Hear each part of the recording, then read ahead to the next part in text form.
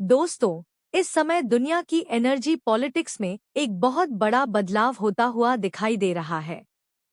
Europe जिस gas supply पर पिछले कुछ सालों से भरोसा कर रहा था, वही सप्लाई अब धीरे धीरे उसकी पकड़ से फिसलती हुई दिखाई दे रही है। और इसकी सबसे बड़ी वजह है एशिया के देशों की तेजी से बढ़ती ऊर्जा मांग और उनकी ज्यादा कीमत देने की क्षमता। दरअसल हाल ही में ग्लोबल एनर्जी मार्केट में एक ऐसी घटना हुई जिसने कई एक्सपर्ट्स को भी चौंका दिया।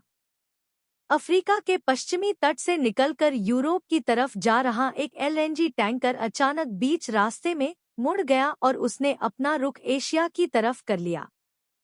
शुरुआत में इसे एक सामान्य व्यापारिक फैसला माना गया, लेकिन कुछ ही दिनों के अंदर इसी तरह की कई घटनाएं सामने आने लगी।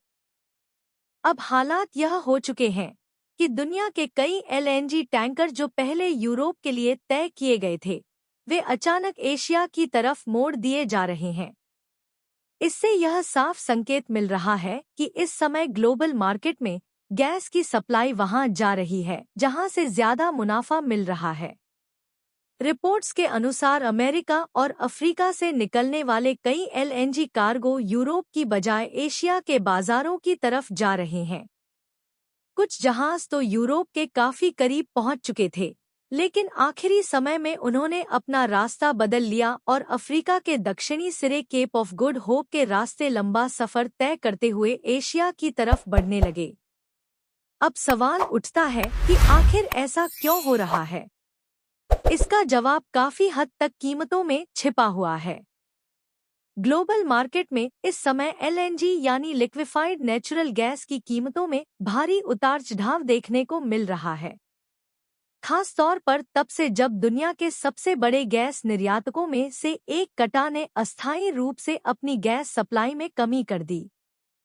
माना जाता है कि कतर का ग्लोबल एलएनजी मार्केट में लगभग 20% तक योगदान है। जैसे ही कतर से सप्लाई कम हुई, दुनिया के कई हिस्सों में गैस की कमी महसूस होने लगी। इसका सबसे बड़ा असर यूरोप में देखने को मिला, जहां नेचुरल गैस की कीमतों में अचानक करीब 50% तक उछाल आ गया। लेकिन इसके तुरंत बाद एशिया के देश भी इस मार्केट में उतर आए और उन्होंने ज्यादा कीमत देकर एलएनजी कार्गो खरीदना शुरू कर दिया। अगर उदाहरण के तौर पर देखें तो जापान दुनिया का सबसे बड़ा एलएनजी आयातक देश माना जाता है। जापान में बिजली उत्पादन का एक बड़ा हिस्सा गैस पर निर्भर करता है। इसलिए जैसे ही सप्लाई में कमी की खबर आई, जापानी कंपनियों ने कई एलएनजी कार्गो के लिए स्टैंडर्ड कीमत से लगभग $4 ज्यादा देने की पेशकश कर दी। जब किसी एलएनजी टैंकर के लिए प्रति MMBTU $4 ज्यादा दिए जाते हैं, तो पूरे कार्गो के हिसाब से यह रकम $5 से $10 मिलियन तक बढ़ जाती है। यही वजह है कि कई सप्लायर कंपनियों ने तुरंत अपने जहाज़ों की दिशा बदल दी। अब अगर एशिया की बात करें, तो यहाँ सबसे ज्यादा दिलचस्प भूमिका इंडिया निभाता हुआ दिखाई दे रहा है। भारत तेजी से बढ़ती अर्थव्यवस्था वाला देश है और यहाँ ऊर्जा की मांग लगातार बढ़ रही है। भारत सरकार का लक्ष्य है कि आने वाले वर्षों में देश के ऊर्जा मिश्रण में गैस की हिस्सेदारी को लगभग 6% से बढ़ाकर 15% तक पहुंचाया जाए। इसी वजह से भारतीय कंपनियां भी एलएनजी कार्गो के लिए ज्यादा कीमत देने को तैयार दिखाई दे रही हैं। रिपोर्ट्स के अनुसार जहां यूरोप लगभग 15 से $16 प्रति MMBTU तक कीमत देने को तैयार था, वहीं भारत ने कुछ कार्गो के लिए लगभग $20 प्रति MMBTU तक ऑफर कर दिया। जैसे ही यह खबर सामने आई, कई एलएनजी टैंकरों ने अपना रास्ता बदलना शुरू कर दिया और एशिया की तरफ बढ़ने लगे। यहाँ तक कि दक्षिण एशिया का एक छोटा देश बांग्लादेश भी इस बिडिंग वॉर में शामिल हो गया है।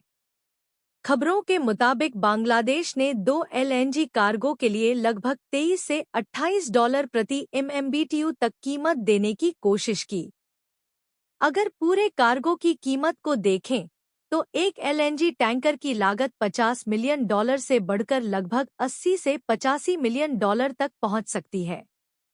असल में बांग्लादेश के सामने भी एक बड़ा ऊर्जा संकट खड़ा हो चुका है। वहां कई गैस आधारित बिजली संयंत्र और उर्वरक कारखाने गैस की कमी से जूझ रहे हैं। इसलिए सरकार किसी भी कीमत पर गैस खरीदकर बिजली उत्पादन को जारी रखना चाहती है। अब अगर इस पूरे घटनाक्रम को यूरोप के नजरिए से देखें तो स्थिति काफी चिंताजनक दिखाई देती है। कुछ साल पहले तक यूरोप अपनी गैस जरूरतों का बड़ा हिस्सा रशिया से पाइपलाइन के जरिए हासिल करता था।